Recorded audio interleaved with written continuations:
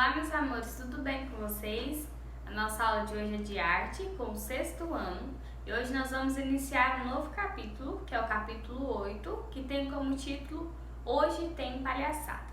Bom, nós vamos continuar estudando sobre o circo, né? Nas nossas aulas passadas, nós estudamos sobre a origem, onde surgiu, quais foram os primeiros, e hoje nós vamos ver o circo moderno, o circo que surgiu na era moderna, né? Nós chamamos de época moderna, que foi no século XVIII. Bom, na página do livro didático de vocês, 12, tem uma introdução do nosso conteúdo, que diz Nasce o Circo Moderno.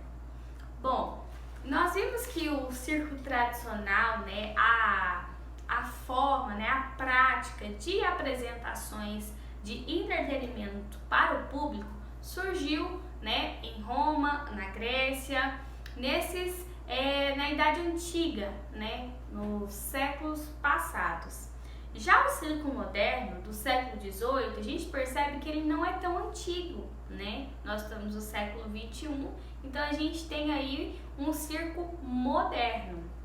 Bom, ele surgiu, né, com apresentações de um ex-sargento, né, militar, que ele teve uma ideia, já tinha práticas circenses, mas ele teve uma ideia de equilibrar-se em cima de um cavalo, né, empunhando uma espada.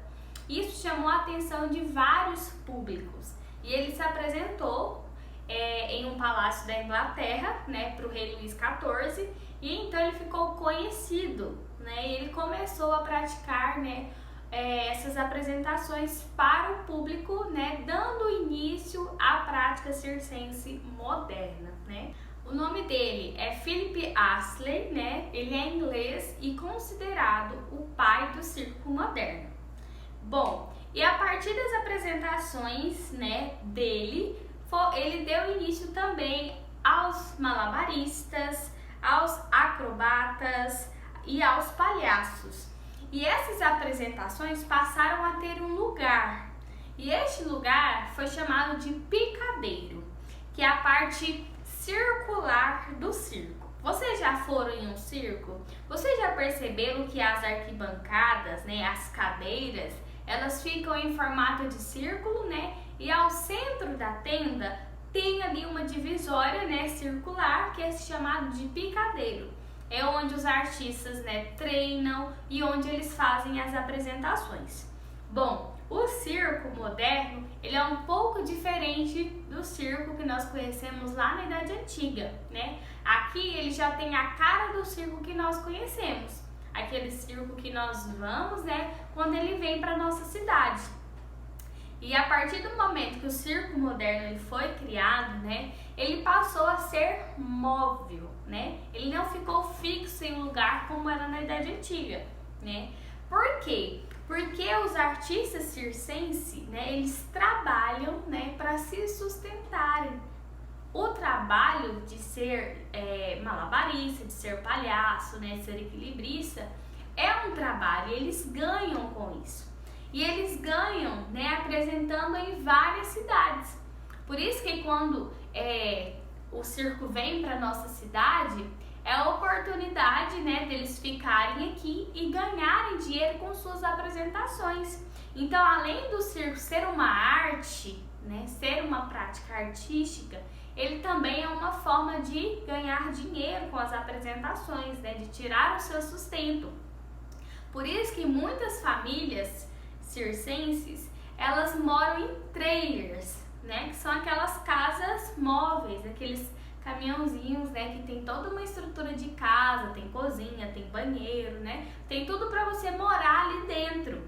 E então, eles se locomovem, né, de uma cidade para outra, de uma região para outra, e o circo, né, ele existe no mundo inteiro. No Brasil, na Europa, na Ásia, ele existe, né, em várias regiões do mundo. E cada região tem uma característica, né, tem uma forma de apresentar. Por exemplo, né, nós vamos ver um pouquinho mais para frente na nossa próxima aula, existem circos que tem a presença de animais domesticados, mas existem outros que não têm. Existem circos que têm apresentações de danças, já outros não têm. Então, cada circo tem essa característica, né, da determinada região que ele é, certo? E esses artistas, né, a maioria deles recebem essa arte, né, essa prática circense de seus familiares, de pai para filhos, né? Só que também existem os artistas que são, né, que malabaristas, equilibristas, que não nasceram dentro de um circo, mas eles entraram para uma escola, né, que tem o ensino de circense, né, de ensinar artistas as práticas circenses.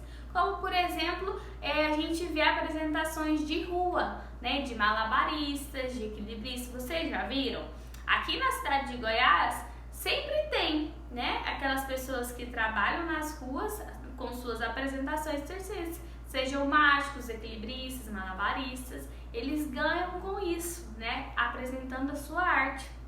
E não necessariamente eles nasceram dentro de um circo e fazem parte de um circo. Eles são esses artistas de rua, certo?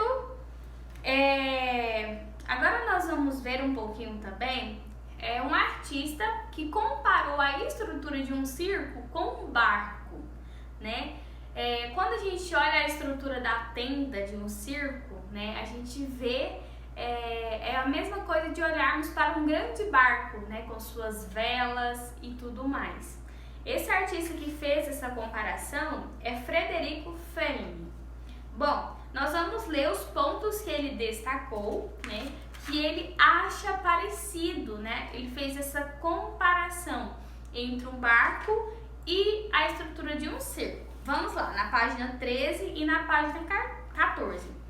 A primeira característica é a cobertura de lona do circo é erguida sobre espécies de varas, conhecida como mastros. Nos barcos, eles também estão presentes e seguram as velas. Vocês podem ver aí na imagem, né? Nós temos a imagem de uma lona de circo e nós temos a imagem de um barco, certo?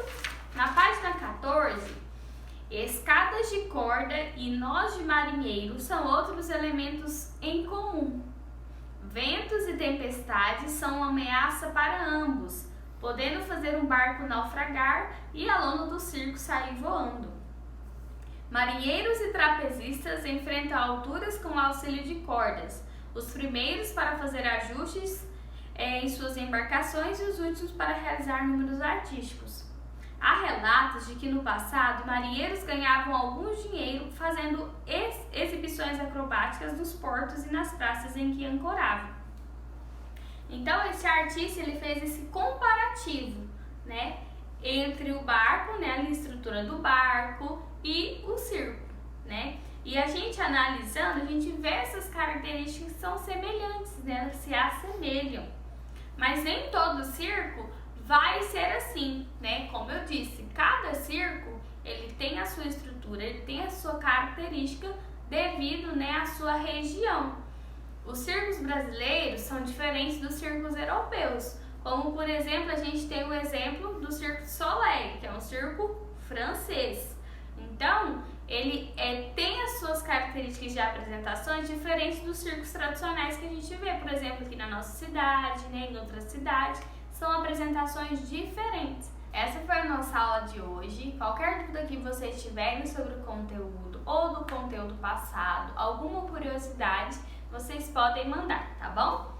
Um beijo e até nossa próxima aula de arte.